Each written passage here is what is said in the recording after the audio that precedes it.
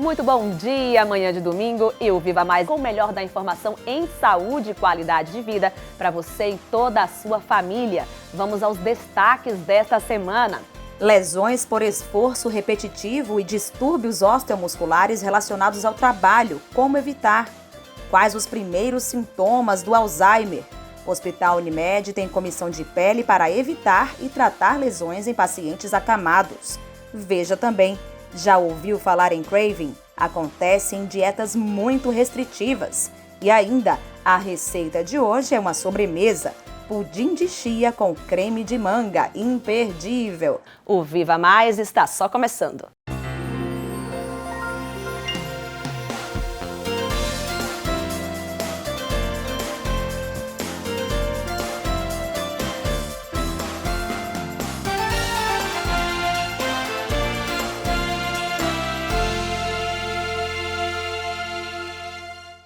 Eu começo o programa com o levantamento do Ministério da Saúde, que mostra que em 10 anos, as lesões por esforço repetitivo e os distúrbios osteomusculares relacionados ao trabalho representam 67.599 casos entre os trabalhadores do Brasil. O índice aumentou 184% no mesmo período. Para falar sobre o assunto, você confere agora a entrevista que o repórter Tiago Aragão fez com o ortopedista cooperado da Unimed Sergipe, Dr. Daniel Bispo.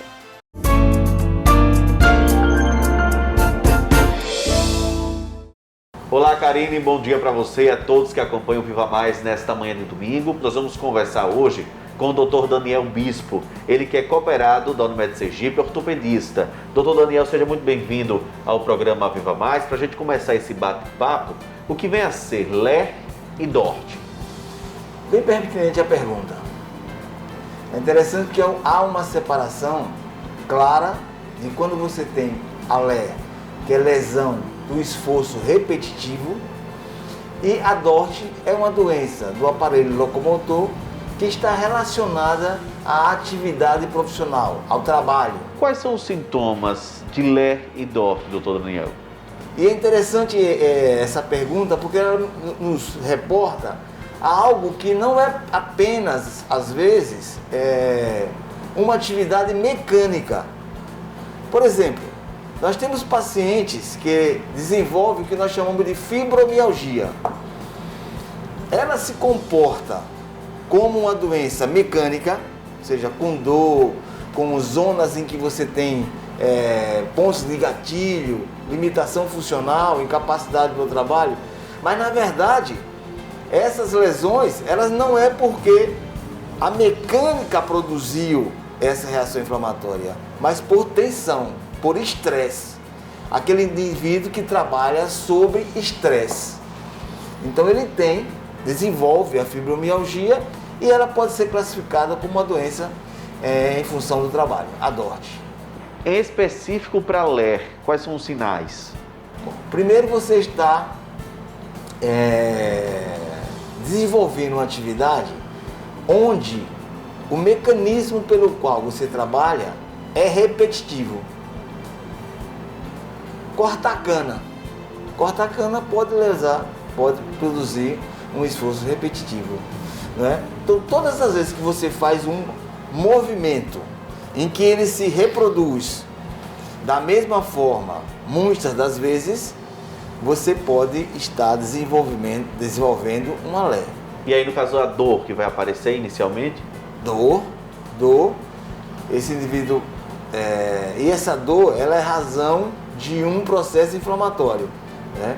Porque esse esforço repetitivo, ele causa uma inflamação e essa inflamação se traduz por dor, calor, rubor, consequentemente, o que nós chamamos de limitação dos movimentos e da função. Agora, a diferença entre você estar diante de uma LER e da DORT é que a DORT ela se manifesta no ambiente do trabalho. A lesão por esforço repetitivo não necessariamente. Doutor Daniel, como é feito o diagnóstico no caso? O diagnóstico é feito como qualquer outra patologia, né, que chega até o médico para uma avaliação. Então você vai ouvir do seu paciente a história, como se encaminhou toda essa doença, né? Observar, e aí já é parte para o exame físico, onde é o setor que você tem essa doença, quais são as limitações que você tem nesse setor, perfeito? E aí qual o grau de limitação e de incapacidade que aquela doença produz, né? É dessa forma feito o diagnóstico. E às vezes você tem que lançar mão de alguns exames, né? Os exames mais comuns são a radiografia, o ultrassom é um exame que nos subsidia de forma importante também, né? E tem a tomografia e a ressonância, que são exames de maior precisão, e na grande maioria das vezes nós não precisamos chegar a esses exames, porque também a facilidade que você tem o diagnóstico clínico, ele nos leva a não precisar, na grande maioria das vezes, de exames mais resolutivos. Quais são os tipos de tratamento para LER e DORT? É importante que você identifique qual é a causa, porque se você não afastar a causa, não tem como você curar o seu paciente, o seu trabalhador. Analgésicos, anti-inflamatórios, né? Naqueles pacientes que demoram um pouco mais de tempo para ter o seu restabelecimento, a fisioterapia, né? E evidentemente que acho que um pequeno número de casos, eles têm uma necessidade de, por exemplo, fazer uma cirurgia. Existem formas de prevenir as duas doenças? Sim, com certeza. As normas de segurança, elas hoje são muito pertinentes e avançadas no sentido de você prevenir. Por exemplo, a ergonomia do local que você trabalha, a sua cadeira, a sua mesa, né? A altura dos pés que você mantém sobre o solo, são todas medidas de prevenção. Durante a digitação, assim como qualquer outra atividade física, você tem que ter uma parada para relaxamento, para alongamentos, para o descanso do corpo, para você voltar a essa atividade.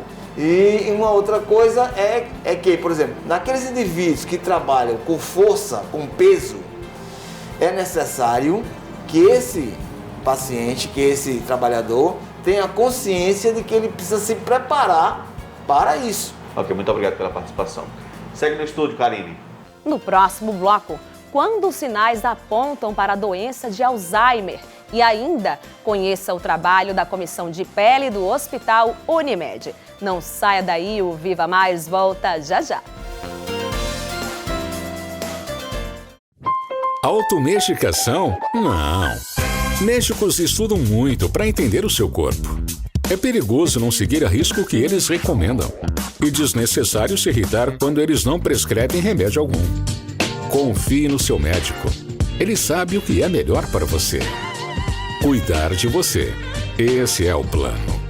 Unimed.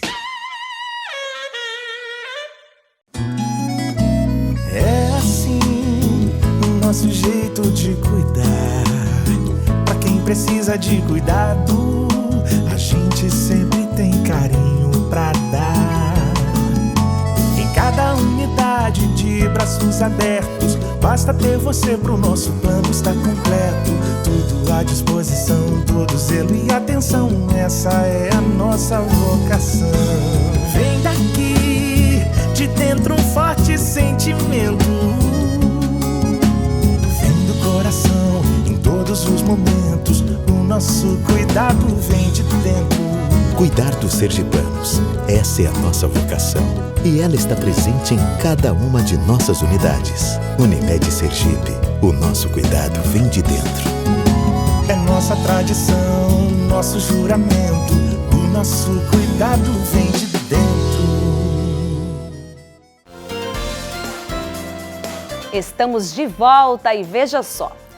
O Alzheimer é uma doença que corresponde a 70% de todos os casos de demência e afeta 38 milhões de pessoas no mundo, sendo 1.200.000 no Brasil. Como saber se os sinais são apenas esquecimentos esperados ou, de fato, o início do problema? Confira.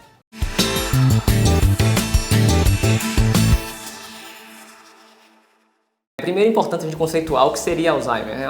Alzheimer é uma doença onde a gente tem um declínio cognitivo que é bem caracterizado e geralmente é descrito pelos familiares como esquecimentos frequentes. Só que antes de falar sobre Alzheimer, era importante a gente descrever o que seria demência, que justamente o Alzheimer é uma das causas de demência. E demência é justamente isso, essa perda, esse declínio cognitivo que acaba impactando na qualidade de vida do paciente. Mas a demência ela pode ter várias causas, o Alzheimer é uma delas. Com relação aos sinais e sintomas do Alzheimer, o que os familiares mais descrevem é justamente, e acontece em fase mais precoce, é justamente em relação ao esquecimento, a memória recente, né? Esquecimento de coisas recentes. Porque muitas vezes o familiar chega e fala, olha, ele não deve ter Alzheimer não, porque ele lembra das coisas do passado. Mas essa é uma característica, o paciente de fato lembra das coisas do passado. A grande dificuldade acontece com a memória recente, a memória de curto prazo. Como o Alzheimer é uma doença progressiva, apesar de em fases bem precoces ser caracterizado apenas pelo esquecimento, com a evolução da doença, atividades de vida diária acabam sendo comprometidas também. Então o paciente pode eventualmente se perder, não sabe mais como retornar para casa, ele começa a perder a capacidade de autocuidado, de se vestir e até mesmo de se cuidar. Isso vai acabar evoluindo até o ponto do paciente ficar gravemente impactado e muito dependente. Lembrando que as doenças demenciais, os quadros demenciais, acabam impactando não só na qualidade de vida do paciente, mas sobretudo dos cuidadores. Por isso, faz parte também do tratamento do Alzheimer uma adequada orientação dos cuidadores, que vão acabar interagindo com esse paciente. Com relação ao diagnóstico, é muito frequente se acreditar que exames de imagem usuais dão um diagnóstico de Alzheimer. Então o paciente, ou mesmo familiar, chega, eu quero fazer uma ressonância para saber se tem Alzheimer. Isso, de certa forma, não é correto. Como eu falei anteriormente, o Alzheimer é um quadro demencial e a gente pede exames de imagem logo no início, mas principalmente para excluir outras causas de demência e não para confirmar Alzheimer.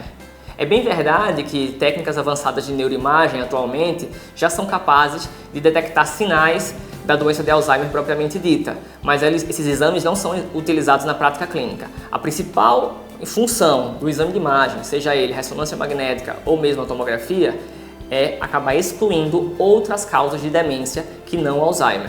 Sim, existem outras causas de demência, inclusive algumas causas até mesmo passíveis de correção cirúrgica. Com relação ao tratamento, nós temos algumas drogas que auxiliam no retardo da progressão do Alzheimer.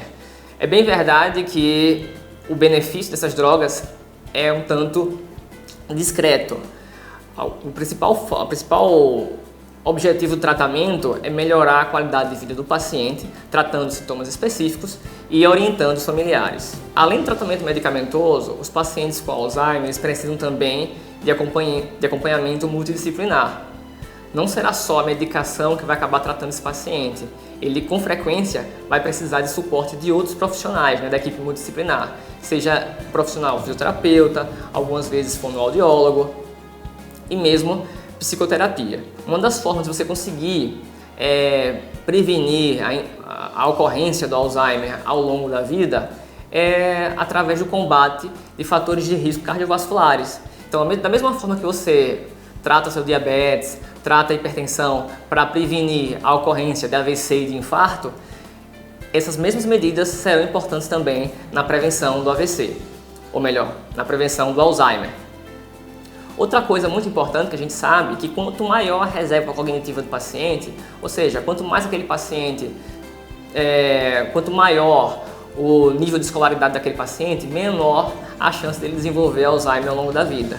Muito possivelmente porque ele vai ter uma maior reserva cognitiva e vai levar mais tempo para conseguir atingir um nível de cognição com comprometimento tal que acabe implicando na qualidade de vida dele.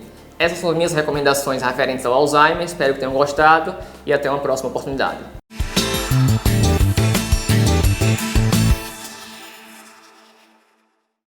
Pacientes acamados, seja em casa ou internados em hospital, devem receber cuidados especiais com a pele. Por isso, o Hospital Unimed montou uma comissão especial formada por uma equipe multidisciplinar para prevenir e tratar lesões na pele de pacientes. Veja só. A comissão de pele do hospital é formada por um cirurgião plástico, enfermeira, técnica de enfermagem, fisioterapeuta e nutricionista. O trabalho é sem dúvida de equipe. Cada enfermeira do hospital, cada técnica do hospital, as outras equipes, a nutrição, a fisioterapia, já foram fazendo um engajamento.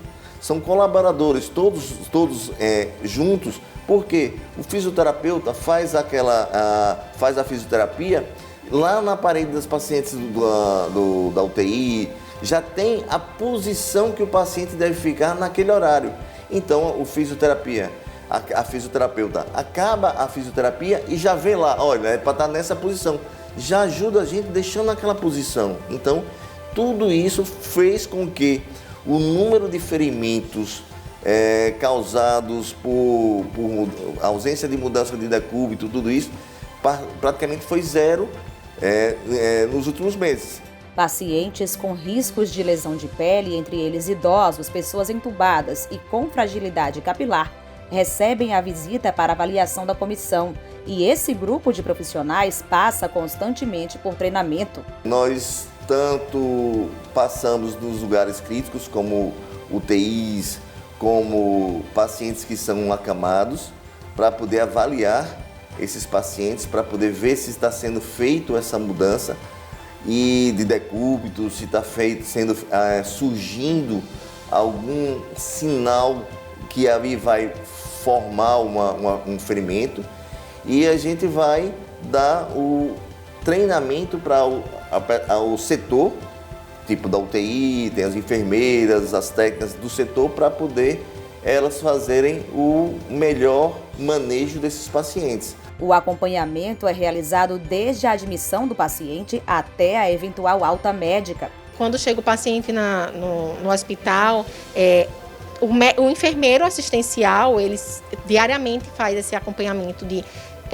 fazer a avaliação da pele do paciente. Quando ele nota que tem alguma diferença, então o paciente tem uma fragilidade e tem um desconforto na lateralização, aí ele sinaliza, faz um OS, que é uma ordem que ele faz no computador, no sistema, que é a solicitação para a comissão de pele, e aí a gente vai fazer essa avaliação e vai estar acompanhando.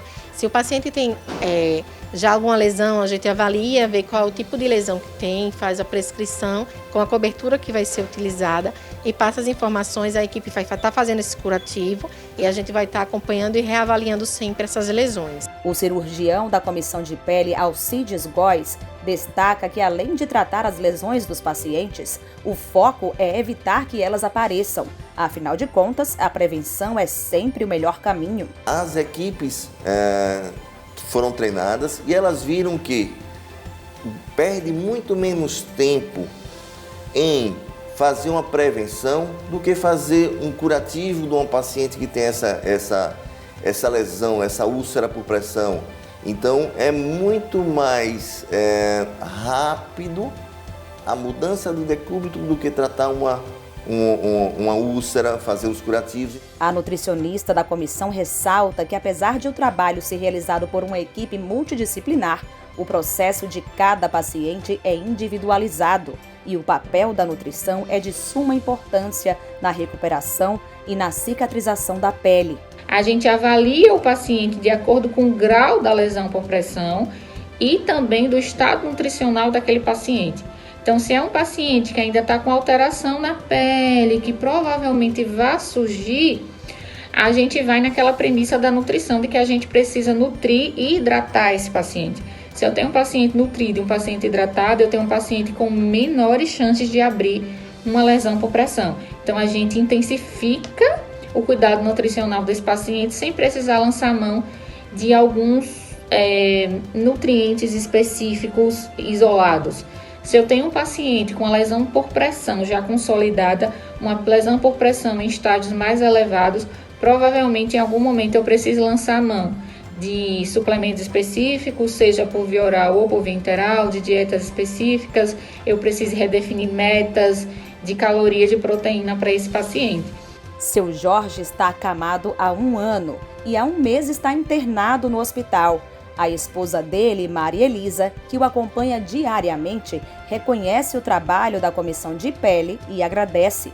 Depois de um curativo feito por uma comissão de pele, é outra coisa, sabe? Melhora muito, o cuidado deles é muito bom e eu só tenho assim a desejar que as pessoas realmente façam uso desse lado da enfermagem, porque vale a pena. E até assim, orientando a gente como proceder no dia a dia, né? Para que evite essas escaras, essas coisas que prejudicam tanto o doente. Então, assim, para mim foi muito bom. O meu contato com a comissão de pele foi assim, eu só tenho a agradecer a Deus por isso, porque melhorou bastante a situação do meu marido. A enfermeira da comissão, Adriana Santana, comenta que a equipe acaba criando vínculo com os pacientes e diz que acompanhar a melhora deles não tem preço. Essa gratidão dos pacientes e dos acompanhantes é gratificante também para a gente. Então, assim, não tem nem palavras para descrever como é gratificante esse retorno.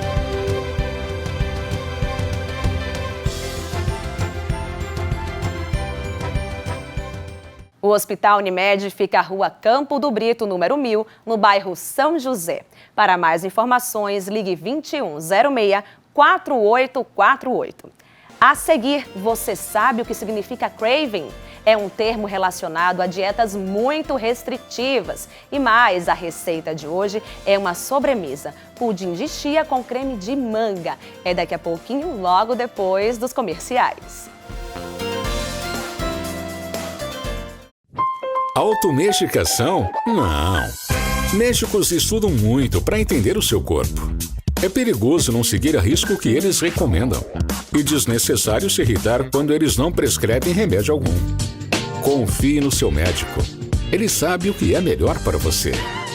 Cuidar de você. Esse é o plano. Unimed.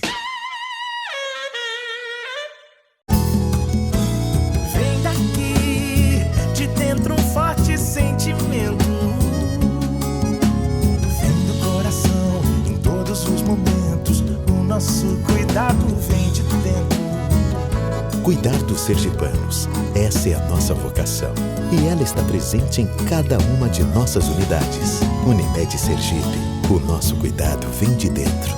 O nosso cuidado vem de dentro. Estamos de volta e olhe só. O ciclo de restrição causado por dietas que impedem o consumo de certos alimentos pode levar ao craving, um termo que significa fissura ou desejo intenso. São comportamentos de compulsão alimentar. Acompanhe.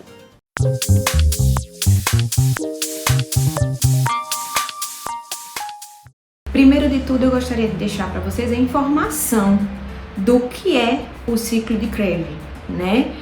Então, a nutrição, ela está utilizando esse nome, né, essa nomenclatura de craving, para justamente poder nomear esse corte, né, desse alimento. A pessoa que tem uma abstinência de certo tipo de alimento, ela tem uma fissura por um doce, seja por uma massa, então ela entra em abstinência, ela faz o corte total desse alimento por um determinado período. Até porque, se ela tem essa compulsão, se ela tem esse vício desse alimento, ela passa por um tempo sem se alimentar e depois ela retorna fazendo a utilização desse alimento como se não houvesse o amanhã, como se ela tivesse com abstinência de como se fosse uma droga mesmo, né? O termo utilizado do crave é justamente para fazer nomeação a esse tipo de abstinência. As pessoas passam o ano todo comendo normal, passa o ano todo sem praticar uma atividade física, sem tomar a quantidade de água certa, né? E aí, quando chega próximo do carnaval, quando chega próximo do verão, que aí todo mundo tem aquele projeto verão 2021, projeto verão 2022 e assim vai passando de ano em ano. Eles acabam restringindo aquilo que acha que o engorda. E aí faz a retirada total desse alimento próximo do verão para ver se consegue manter um corpo mais desinchado, manter um corpo mais legal, manter um corpo mais no padrão, que se diz padrão, que a gente sabe que a gente não tem um padrão, né, de corpo excelente. Você tem que respeitar o seu biotipo para poder conseguir chegar naquele projeto verão que foi colocado muitas das vezes ano passado e não conseguiu ser cumprido. Então faz essa abstinência, deixa de fazer a utilização desse alimento, querendo achar que vai proporcionar o corpo do verão. E aí passa o verão, acaba o ciclo, volta tudo novamente, vem as tristezas, chega na parte emocional, atinge a parte emocional e volta todo o ciclo novamente, volta a engordar, volta ao peso que era normal, sem necessidade de fazer isso com o seu corpo, sem necessidade de fazer isso com a sua mente. Então, para vocês que talvez tenham se identificado com esse processo, com esse ciclo, não tenham vergonha em procurar um nutricionista. Não necessariamente você precisa começar logo pelo médico ou pelo psicólogo. Vocês podem começar procurando um médico, mas também podem começar procurando um nutricionista ou um psicólogo. E aí conversar, falar tudo que você está passando para que a gente possa te ajudar. Já viu, né? Nada de fazer dietas sem orientação e acompanhamento. Até porque o efeito rebote nesses casos é bem provável.